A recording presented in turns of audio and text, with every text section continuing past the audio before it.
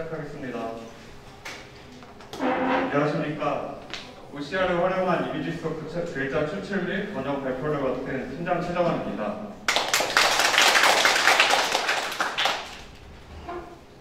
네, 발표는 프로젝트 개요, 프로젝트 팀 구성 역할, 프로젝트 수행 절차 및 방법, 프로젝트 수행 결과, 자체 평가 의견으로 진행하겠습니다. 네, 저희 프로젝트 주제 및 선정 배경을 설명드리겠습니다. 저희 프로젝트의 주제는 이제 OCR로 이미지 속 글자를 추출하여 번역하는 것을 주제로 선정하여 프로젝트를 진행을 했습니다. 네, 선정 배경에는 이제 코로나 상황과 관련이 있는데요. 코로나 상황이 이제 빚어는 수요 속에 OCR 수요가 공급 폭주했고, 또 그에 따라서 우리나라에서도 많은 기술들이 나왔습니다. 네이버 클로바 OCR과 그리고 이제 보이저엑스의 연쇄동 맵프의 그런 이제 OCR 기술들이 많이 발전을 했고요. 네, 그리고 이건 뉴스 기사에서 발췌를 했는데 글로벌 OCR 시장 전망 자체가 13.7% 정도로 굉장히 높은 성장률을 보일 것을 예측하는 것을 저희가 그 뉴스에서 발췌를 했습니다. 네, 프로젝트 개요에 대해 설명을 드리겠습니다. 저희 프로젝트 개요는 그냥 이제 기본적인 예전에 그 흰 바탕에서 검은 글자를 추출하는 그런 클래식한 OCR 기술이 아니라 일상적인 풍경 이미지에서 글자가 있는 영역을 탐지하고 이를 컴퓨터 문자로 변환하는 것으로 이렇게 정의가 되어 있고요. 보시는 것처럼 이제 와인 이렇게 사진을 찍었을 때 와인의 이런 글자를 추출해서 이 와인이 어떤 품종이고 또 언제 나오고 어디서 나는지를 인식해서 이제 사람의 볼 수 있는 언어로 번역해준다고 보시면 됩니다. 그 자동차 언어판 인식 기술 자체도 이제 딥러닝이 추가된 OCR 기술로 볼 수가 있습니다. 제가 이번 프로젝트를 진행을 하면서 OCR 기술에는 총 3가지 딥러닝 모델을 구현을 했습니다. 그래서 신텍스트 디텍션에는 이스트 모델을 구현을 했고요. 리코그니션에는 CR에는 그리고 이 2가지를 원 스테이지로 진행할 수 있는 토치 모델을 구현을 했습니다. 제가 사용한 프레임워크는 넘파이, 파이썬, 파이터치, 사이클론, 텐스플로우, 오픈시브가 저희 프로젝트 진행 순서는 디텍션, 그리고 리코그니션, 트랜스포머션으로 진행을 했습니다. 네, 저희 팀 인원이고요. 팀장님 저를 포함한 이영진님, 황보동주님, 천혜란님으로 구성해서 프로젝트를 진행을 했습니다. 네, 저희가 이번 프로젝트를 진행을 하면서 이제 학습 방법에 대해서 굉장히 고민을 많이 했는데요. 저희가 이렇게 참고했던 어떤 논문들의 그 학습 방법은 네이버 클로바 팀의 학습 방법을 그대로 따라를 했습니다. 그래서 논문을 분석하고 그 논문에 맞는 기술을 구현하고 기술 정리, 보강 작업, 팀 모델 설정 이 과정을 계속 반복하면서 그 모델마다 계속 학습을 똑같이 진행을 했고요. 추가적으로 이제 저희가 협업을 어떻게 하면 할 수 있을까에 대해서 고민을 하다가 깃허브의 공유 레포지토리를 사용을 해서 이제 모두 4명 모두가 코드를 수정하고 이제 코드에 대해서 이해할 수 있는 그런 단계를 계속 걸쳤습니다. 네, 저희 프로젝트는 보시는 것처럼 이제 OCR 기술 구현을 하고 그 다음에 트랜스레이션 번역 기술을 구현을 해서 이제 5월 중으로는 서비스하는 것을 목표로 진행을 했고요. 네, 저희가 사용한 데이터셋은 이제 OCR을 한다고 하면은 대부분 사용하실 수 있는 ICDAR 데이터셋 2013, 2015, 2017을 사용을 했고요. 그리고 이제 스탠퍼드 대학의 VG16 그 그룹에서 공개한 신스텍스 데이터셋을 사용을 했습니다. 이 2가지 데이터셋을 훈련 데이터셋으로 사용을 했고요. 저희가 직접 찍은 이미지를 평가로 진행을 했습니다. 네, 우선 디텍션부터 설명드리겠습니다. 저희가 사용한 디텍션 모델은 리스트 모델이라고 할 수가 있고요. 저희가 이렇게 사용했던 이유는 이제 2가지 큰 특징이 있습니다. 기존의 디텍션 모델들보다 연산 과정을 줄여서 시간을 단축했다는 특징이 있고요. 또 이제 플립 컨볼루션 네트워크를 사용해서 정확도가 증가했다는 특징이 있습니다. 그래서 여기 보이시는 것처럼 타 모델들보다 단계가 3단계로 줄어들었고 정확도도 굉장히 높았던 것을 확인할 수가 있었습니다. 네, 이스트 모델의 아키텍처는 굉장히 단순하게 되어 있습니다. 보시는 것처럼 이제 피처를 추출하고 피처를 머지하고 그다음 아웃풋을 레이어를 통해서 이 2가지를 추출하는데요. 이제 텍스트가 있을 확률을 0에서 1값으로 표현하는 스코어 웹이 하나 있습니다. 그리고 좌표값인 지오메트리 이 2가지를 추출을 하고요. 스트럭처를 보시면서 조금 더 설명을 드리겠습니다. 여기 보시는 것처럼 인절미라는 이미지가 이렇게 들어가면은 512by 512로 리사이징을 진행을 하고요. 그 다음에 이제 컨볼루션 레이어를 붙이면서 이미지를 줄여나가는 인코더 단계를 거치게 됩니다. 그 이후에 일정 부분까지 줄여나간 후에 다시 원본의 이미지로 돌아가는 디코더 단계를 거치게 되는데요. 그 이후에 원바이원의 풀리 컨볼루션 네트워크를 붙인 후 스포맷과 5가지 지오메트리, 좌표값을 추출합니다. 근데 이 값들을 바로 박스를 쳐주는 것이 아니라 어떠한 임계점을 지났을 때만 보이시는 것처럼 인절 및 꼬북칠기 박스를 쳐주게 되어 있고요. 이스트에서 사용한 로스는 스코어 로스와 지오메트리 로스 이 두 가지를 더해서 줄여나가는 걸로 훈련을 진행을 합니다. 사실 이 부분이 저희가 굉장히 이해하기 어려웠던 부분이기도 한데요. 여기 보이시는 것처럼 이제 좌표에 대해서 이미 저희는 그 어노테이션을 값으로 훈련을 진행하면서 이 노란색으로 좌표를 잡고 그다음에 시링크 단계를 거쳐서 이 초록색 부분처럼 줄여나가는 단계를 진행을 합니다. 그 이후에 여기 검은색과 흰색으로 나타나는 게 스코어맵이라고 보실 수가 있고요. 글자가 있는 부분은 흰색깔, 없는 부분은 검은색으로 나타낼 수가 있습니다. 이 부분은 훈련을 처음에 저희가 F4를 늘려가면서 진행하는 그 순간을 보니까 처음에는 이게 완전히 결국 경계가 나눠져 있는 게 아니라 그라데이션 박스로 나와 있더라고요. 그래서 이제 점점 이렇게 완벽하게 이 네모난 박스를 잡아가는 그 단계를 거치면서 훈련을 진행을 하게 됩니다.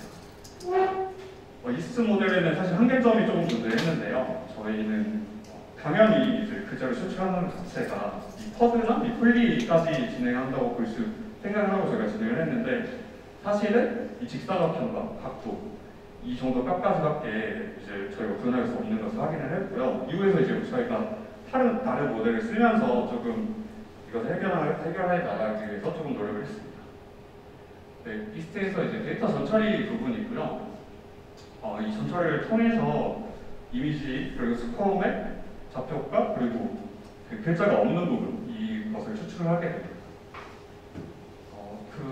앞서 말씀드린 것처럼 아키텍처처럼 굉장히 쉽게 그 모델도 구성이 되어 있고요. 이스트 클래스로 넣어주고 그 다음에 추출 그리고 머지, 아웃풋 이 세 가지 단계로 구성이 되어 있습니다. 대신에 이제 논문에서는 PVNet을 사용을 했는데요. 저희는 VGG16을 저희가 직접 구성을 해서 여기 프리트레인에 넣어서 모델을 훈련을 진행을 했습니다.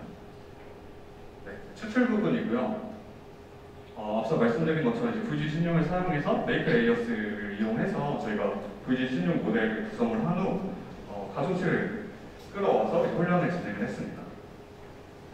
네, 그다음에 머지 하는 부분이고요. 굉장히 간단하게 되어 있고 중요한 부분은 이제 인터폴레이트를 보시면 될 것 같습니다. 도감법 하면서 다시 이미지를 불려나가는 단계라고 볼 수가 있습니다. 네, 저희가 훈련시킨 모델로 평가한 사진이고요. 사실 ICDL 데이터셋은 저희가 이미 훈련을 시켰기 때문에 굉장히 정확하게 네모 박스를 잡아가는 것을 볼 수가 있었습니다. 그렇지만 이제 저희가 찍은 사진들을 여기는 좀 잘 잡았지만 이제 찍은 사진을 잘 못 잡는 경우가 있었는데요. 저희가 파인튜닝 하면서 이 글자 전체를 잡아가는 과정을 계속해서 훈련을 시켰고 처음에는 보시는 것처럼 글자 전체를 못 잡았지만 이제 여기 보시면 글자 전체를 잡아가는 단계를 저희가 확인할 수가 있었습니다. 이 부분은 배치 사이즈 조정이나 러닝레이트나 이제 에포스를 늘리면서 저희가 계속해서 훈련을 진행을 했고요. 사실 이 논문을 낸 사람들 개발자들도 절대 에포스가 존재한다고 얘기하더라고요. 그래서 한 10만 에포 정도를 돌렸을 때 글자 전체를 잡고 디텍션 할 수 있다고 이야기했습니다. 네, 다음에 글자를 이제 인식을 했다면 박스를 잡은 부분을 리코그니션하는 단계에 사용하는 CRNN 모델에 대해 설명드리겠습니다. 이 CRNN은 그 이름처럼 CNN과 RNN 두 가지 모델을 사용한다고 볼 수가 있는데요. 그래서 이제 인절미라는 그 글자가 써져 있는 이미지가 들어갔을 때 컨볼루션 레이어를 통해서 피처를 추출하고 추출된 값들을 벡터화시켜서 시퀀스하게 만들어줍니다. 그 다음에 시퀀스하게 된 그런 벡터를 RNN 연산을 통해서 인절미라는 것을 찾아내는 분류 모델이라고 할 수가 있습니다. 이 CRNN 아키텍처를 조금 더 보면 설명드리겠습니다. 그래서 스테이트라는 이미지가 들어갔을 때 컨볼루션 연산을 통해서 피처 맵을 추출하고요. 추출된 피처 맵을 벡터화시켜서 시퀀스 하게 됩니다. 그 다음에 LSTM을 통해서 여기 보시는 것처럼 바 S, 바 T, 바 A, TT 이렇게 추출을 한 후 CTC 로스를 통해서 스테이트라는 것을 분류하게 됩니다. 여기서 CRNN에서 왜 RNN을 사용했느냐라고 이렇게 의문이 논문 자체에 들어가 있는데요. 그 이유는 셀렉티브 필드라고 볼 수가 있습니다. 그래서 보시면은 이 빨간 부분 자체가 사실 컴퓨터가 한 번에 인식할 수 있는 부분이라고 할 수가 있는데요. 셀렉티브 필드는 수용 영역이라고 할 수가 있고, 이제 인간이 한 번 눈을 감았다 떴을 때 그 순간 찰나의 이미지, 들어가는 이미지라고 생각하시면 조금 더 이해하시기 편하실 텐데요. 이 RNN 연산을 사용을 하면은 이제 이거 하나만 보는 게 아니라 이 주변 값들을 같이 참고해서 이 정보를 파악하기 때문에 이 빨간 부분을 봤을 때 이게 M인 걸 이제 인식할 수 있게 됩니다. 네, 그리고 또 CRNN의 특징으로는 CTC 로스를 사용을 했고요. CTC 로스는 간단하게 설명드리면은 이 바에 대한 어떤 규칙이 들어간다고 볼 수가 있습니다. 그래서 바라 이게 아까 이렇게 짝대기 부분인데요. 바를 이렇게 표시한 건데 이것을 기준으로 이제 같은 글자들을 이렇게 하나를 없애주고요. 그리고 이제 바를 없애면서 헬로라는 글자를 인식할 수 있게 해줍니다. 네, CRNN 소스 코드고요. 앞서 말씀드린 것처럼 굉장히 간단하게 컨볼루션 레이어를 붙이고 그 다음에 리셋을 통과한 후 L스텝 연산을 진행하게 됩니다. 그 위에 분류하게 되는 소프트웨어를 통해서 분류를 진행을 하고요. 네, 저희가 이제 이 모델들을 텍스트 디텍션과 리코니션을 각각 구현했던 이유가 투스테이지 모델과 원스테이지 모델 두 가지를 한 번에 이 프로젝트를 통해서 진행하려고 했기 때문인데요. 그래서 이제 디텍션하고 이미지 크롭을 통해서 투스테이지 모델로 저희가 구현을 직접 했습니다. 네, 보시면은 이렇게 트레인 이제 부산항이죠. 이 부산행이고요. 그거를 이제 포스터를 넣었고요. 글자를 추출하고 추출된 글자를 이미지 크롭을 통해서 이렇게 잘라냈습니다. 잘라낸 이미지를 CRNN 연산을 통해서 이렇게 결과값을 저희가 확인할 수가 있었습니다. 사실 훈련 수가 많지 않았음에도 불구하고 모델 자체의 성능이 좋았기 때문에 조금 높은 정확도를 확인할 수가 있었습니다. 네, 그다음 이제 설명드릴 모델은 이 디텍션과 리코니션을 원 스테이지 단 한 번에 진행하는 텍스트 스파팅 모델인 포츠 모델에 대해 설명을 드리겠습니다. 포츠 모델은 사실 앞서 설명드린 두 가지 모델을 합친 모델이라고 할 수가 있고요. 그냥 단순히 합친 게 아니라 이제 쉐어드 컨볼루션과 ROI 로테이트를 통해서 단 한 번에 이제 피처맵을 추출하여 두 가지가 모두 두 디텍션과 리코그니션 모델이 한 번에 사용할 수 있는 그런 모델이라고 할 수가 있고요. 특징으로는 앞서 그 두 가지 모델을 투 스테이지로 진행하는 것보다 약 2배 정도의 속도 차이가 있다고 볼 수가 있습니다. 네, 쉐어드 컨볼루션 부분이고요. 쉐어드 컨볼루션에는 레즈넷을 사용을 했습니다. 레즈넷을 사용하고 디컴을 통해서 다시 이미지 멸랑하는 단계를 또 거치고요. 사실 이 쉐어드 컨볼루션이 이 논문에서 굉장히 강력하게 주장하는 장점이라고 얘기하고 있습니다. 이 쉐어드 컨볼루션 때문에 정확도가 사실 투 스테이지보다 높았다고 얘기하고 있고요. 이거는 이제 어떤 정량적인 수치로 자기들이 판단할 수 없지만 정성적으로 봤을 때 디텍션과 리코니션 모델 자체가 이제 둘이 같이 쓸 수 있는 피처맵을 추출하기 때문이지 않을까라고 판단을 했었습니다. 여기는 ROI 로테이트고요. 이 ROI 로테이트는 이미지 그 내 텍스트를 추출한 값들 자체가 이제 보시면 각도가 다른 걸 볼 수가 있는데요. 이 다른 각도들을 똑같이 맞춰주고 크기를 맞춰주는 역할을 합니다. 그래서 이제 높이를 별로 고정하고 앞핀 변화를 통해서 각도 조정을 하고요. 그 다음에 넓이는 패딩을 사용해서 일정한 크기로 맞춰주게 됩니다. 그리고 이 쉐어드 컨볼루션과 ROI 로테이트를 사용했기 때문에 사실 연산 속도가 2배 이상 빨라졌다고 볼 수가 있습니다. 그 이유는 이 컨볼루션, CRNN에서 컨볼루션 연산을 사용하지 않기 때문이라고 할 수가 있습니다.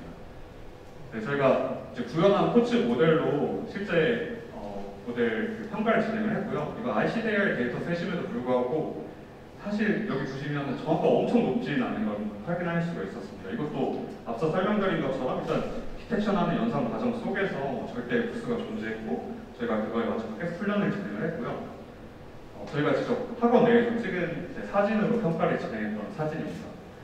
네, 여기 보이시는 것처럼 이제 글자를 엄청 글자가 아닌 것도 글자처럼 인식하는 경우가 있어서 이 부분도 정확도 개선을 위해 계속 노력을 했고요. 그리고 자유도 문제는 사실 저희가 해결할 수가 없었습니다. 앞서 설명드린 것처럼 이제 전보 롤인데 화장실에 있는 그 휴지죠. 이 휴지처럼 이렇게 폴리 각도의 글자는 결국 인식조차 하지 못하는 경우가 볼 수가 있었고요. 이제 한계점이라고 볼 수가 있고 사실은 지금 이 그 폴리에 대해서는 네이버 클로버 OCR이나 저희가 다 사용을 해봤는데 텐서라이트나 완벽하게 인식하지 못하는 경우가 많았던 것 같습니다. 그래서 정확도를 따진다고 해도 한 60% 정도 이제 정확도를 볼 수가 있다고 보시면 됩니다. 네, 그 다음에 저희가 글자를 추출하고 이제 인식한 그 언어를 번역하는 단계를 거쳤습니다. 번역에는 기계 번역 대표 모델인 이제 트랜스포머를 사용을 했고요. 트랜스포머 모델은 아래는 이제 기계 번역 자체가 아래는 연산을 사용했었는데 이제 사용하지 않은 병렬 처리 연산으로 볼 수가 있습니다. 그리고 이제 6개의 인코더 레이어와 6개의 디코더 레이어로 구성이 되어 있고요. 여기서는 위치값을 주지 않기 때문에 포지셔널 인베딩을 추가한 것을 확인할 수가 있었습니다. 네, 아키텍처 부분 조금 더 설명드리면은 여기는 인풋과 아웃풋, 소스 시퀀스와 타깃 시퀀스가 동시에 들어가고요. 이 연산이 동시에 진행이 되면서 이제 어떤 확률값을 추출한다고 볼 수가 있습니다.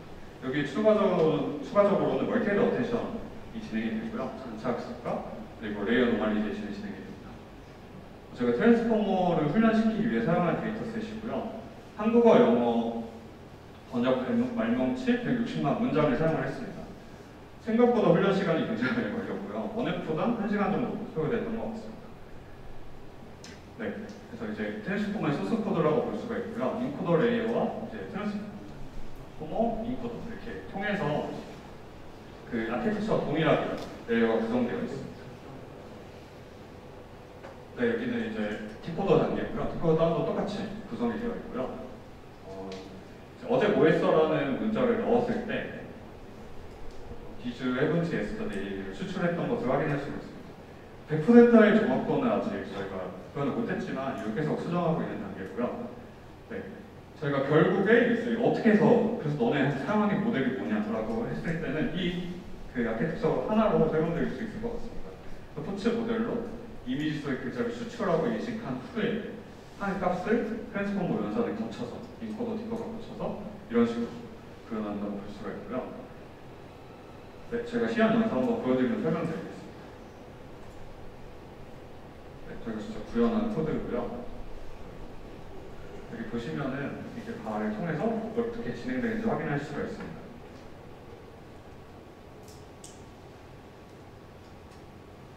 네, 그 다음에 이미지 속에 글자를 추출하고 그 이미지 위에 띄웠고요.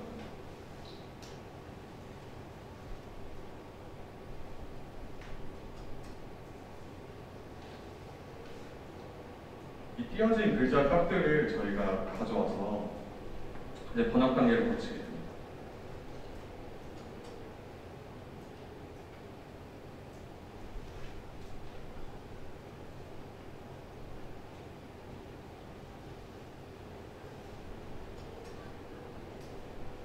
네, 이렇게 추출을 해서 인식을 했고요. 그 위에 이제 번역을 진행하게 됩니다.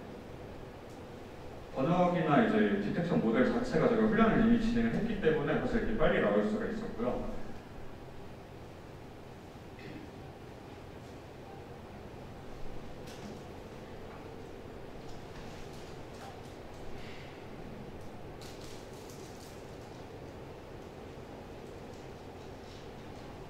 이런 식으로 번역이 진행되는 걸 확인할 수가 있습니다.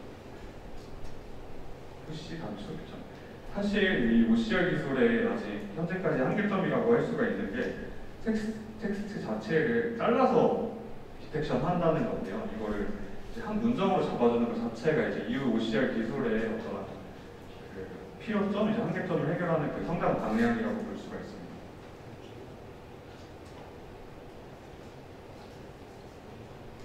네, 발표는 여기까지 하고 질문 받겠습니다.